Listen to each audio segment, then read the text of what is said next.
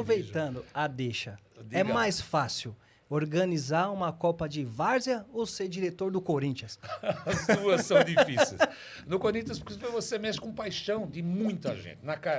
Numa Copa Amadora, numa Copa Kaiser, numa Copa Pioneer, você mexe com as emoções de milhares de pessoas, ou talvez centenas de milhares. Em relação ao Corinthians, ele é tão grande, que eu acho que ele perdeu a noção da grandeza. Ele perdeu a noção do que ele representa. Ele representa muito mais do que ele entrega. Entendi. Hoje ele entrega notícias policiais, ele entrega dirigentes corruptos, ele entrega desorganização, ele entrega tristeza, ele faz com que o seu torcedor ocasionalmente tem momentos de felicidade, mas na média momentos de tristeza. Um time que hoje ele não condiz com o que ele representa. Então ele entrega muito pouco para um mundo, né, que a gente tem nessa cidade, nesse estado, nesse país. Agora, o futebol amador que a gente falava antes, que tem que ser várzea mesmo. Várzea. E vocês, não sei se vocês sabem por que a gente, vou já contando uma história, porque a gente mudou uma época de amador, não, de várzea para amador, num determinado período. Não devia ter feito isso, mas a gente teve que fazer porque havia um ranço, em relação ao futebol varziano, existia muita gente que torcia o nariz. Então era difícil. Até hoje ainda tem um pouquinho. Era difícil você atingir o mercado.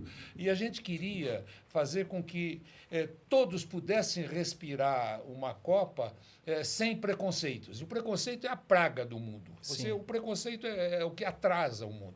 E ali a gente tinha o preconceito. A hora que você chegava numa grande empresa, vamos dizer, de nível internacional, exemplo, numa Nike, numa Topper, numa Adidas, tal, você tinha que quebrar barreiras. Aí a gente passou a chamar de futebol amador, Copa Kaiser de futebol amador. Mas, na verdade, não tinha que ter isso. Mas era uma forma, porque havia a restrição, havia o preconceito. O várzea era pejorativo. Pejorativo, então, era pejorativo. Você tinha que trabalhar num mercado amplo, você tinha que pensar coisas grandes e trabalhar com empresas multinacionais. Eu acho que até no caso da Kaiser, ela se transformou assim quase que num slogan natural. Como o cara fala Gillette, é lâmina de barbear. Sim. Né? O cara fala Bombril, lembrava de uma esponja de aço. E quando falava Kaiser, lembrava do futebol varziano. Entendi. Então, eu acho que foi bom que tivessem mudado, que não ficasse com esse ranço que prejudicou durante um bom tempo. Mas a alegria, Tiaguinho,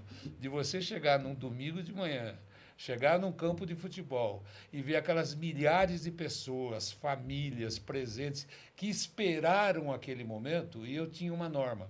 Nas finais não, que era em estádio, mas no dia a dia, eu ia num domingo em 5, 6 campos, era 15 minutos num, meia hora no outro. Caramba. E para tentar viver intensamente essa coisa que me deu muitas alegrias.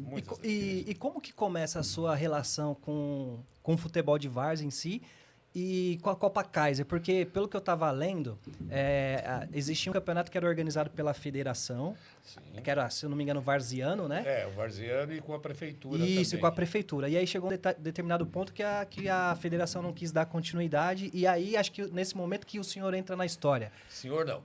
Mas Flávio entra na história. Como que começa essa relação com a Tiaguinho, Kaiser? sempre tem um começo para tudo, né?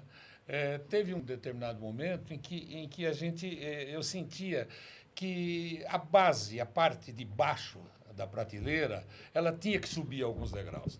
E me apaixonei, no começo da minha carreira, pela Copa São Paulo de Futebol de Juniores. Certo. Fiquei apaixonado, eu achava que aquilo tinha que ter vida. E, num determinado momento, eu assumi, num governo do Estado, eu fui coordenador do Estado do governador Franco Montoro. Eu assumi junto com o Caio Pomperi Toledo, que era um apaixonado por futebol e por futebol amador, futebol varziano.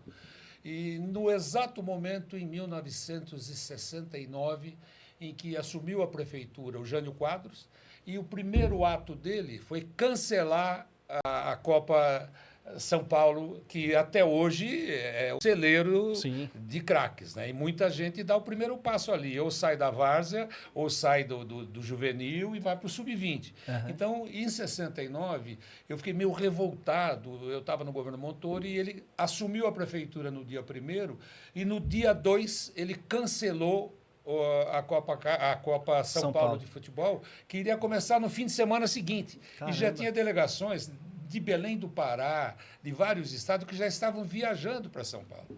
E aí foi o meu primeiro momento assim. Antes jogava, vivia o meu futebol como o jogador, um médio volante razoável, um pouco butinudo, né?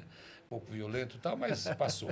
E aí a gente conseguiu recuperar e fazer a Copa São Paulo de Futebol Júnior, uma final do Pacaembu, e ainda foi foi o Fluminense do Rio e a Ponte Preta. E o Montoro me garantiu o seguinte: quanto vai custar na época? Eram 10 milhões de reais. Caraca. Comida, eu não sei proporcionalmente hoje, em termos né? do que significa em dinheiro. Eu falei, governador, isso é patrimônio da cidade de São Paulo, isso é muito importante. Se a gente deixar morrer agora, não volta mais. Como alguns torneios de várzea deixaram de existir em função de falta de recurso, falta de apoio. Eu falei, isso aí não pode parar. Quantos garotos vão sair ainda na Copa São Paulo? Aí ele pediu que eu falasse com o Zé Serra, que era secretário de Finanças, expliquei para ele, ele falou, pô, mas é muito dinheiro. Eu falei, não é, nós vamos ter que dar alimentação, arbitragem e tal. E ali, quando eu terminei essa Copa São Paulo, já ainda no governo do Estado, como coordenador do Estado de São Paulo, me veio a ideia do seguinte, poxa, não pode parar o futebol esse, que é a Copa São Paulo, e não pode parar a várzea. Porque a gente tinha muita gente que ainda se apaixonava, a paixão acabava e a competição acabava. Era o Galo, o desafio ao Galo, que era muito importante. Sim. Você tinha uma outra também grande, uma competição de várzea, que eu estou... Está me falhando a memória agora, mas eu tenho... Tinha Metropolitano, Metropolitana, Vitor Sapienza, né? Vitor Sapienza, que ele era um deputado estadual e ele usava para fazer o bem para a várzea, mas também era um apoio político que ele tinha, tal, mas trabalhava direito, fazia as coisas direito. Então, a gente manteve a Copa São Paulo. Passado isso, passado um tempo...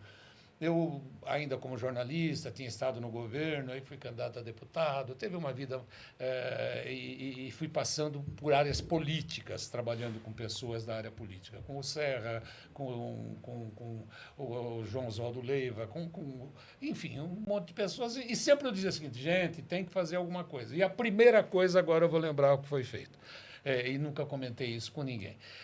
Nós estamos tendo problemas... no Jardim Pantanal, esse que todo mundo ouve aí, que lá na enche Zona de Leste. água na Zona Leste, sempre dá enchente. E na marginal da Ayrton Senna, que vai para o aeroporto, Sim. você tinha do lado direito, começando a construir uma série de favelas. Nada contra a favela, mas era um momento degradante. Não ia dar para o cara morar ali do lado da Ayrton Senna. E lá no Pantanal, do Pantanal vindo para o centro, você já tinha uma série de grupos montando casas, aquela coisa toda. E a gente, junto com esse Oswaldo Leiva, no governo, acho que foi do Quércia, me parece, a gente bolou um projeto seguinte, vamos fazer em toda essa parte da marginal da Ayrton Senna, fazer campos de futebol. Caraca. Ninguém vai invadir mais. Não vão invadir mais. Até hoje, isso tem tem os campos lá. mais de 20 anos. Você tem do comecinho ali da Ayrton Senna, e quando tem o Parque Ecológico, sim, você tem 22 campos. Mas quanto vai custar isso? Falei, nada. É pegar os tratores que estão tirando o fundo de rio aqui do Tietê, passar essa terra para o outro lado, vocês vão ver que não vai ter invasão. Vocês podem olhar, você tem uma divisão de muros, de casas, e os 20 campos. Mas o que põe nesses campos? Um par de trave. Um par de trave. O resto eles se viram. Vai comprar... Aí a gente começou e ficaram aqueles 20 campos, evitou-se que se criasse uma grande favela, que seria muito difícil conviver ali na marginal, sim, não seria vida boa para ninguém. E esses campos me deram a ideia, falar assim, poxa vida, vamos usar esses campos também para fazer torneios. E fiz uma Copa, não teve grande repercussão, chamada Copa João Leiva. E nesses campos inauguramos, levei alguns árbitros famosos, mas eu estava no governo. Eu acho que esse foi o primeiro passo para nascer a Copa Kaiser, para ter esses movimentos.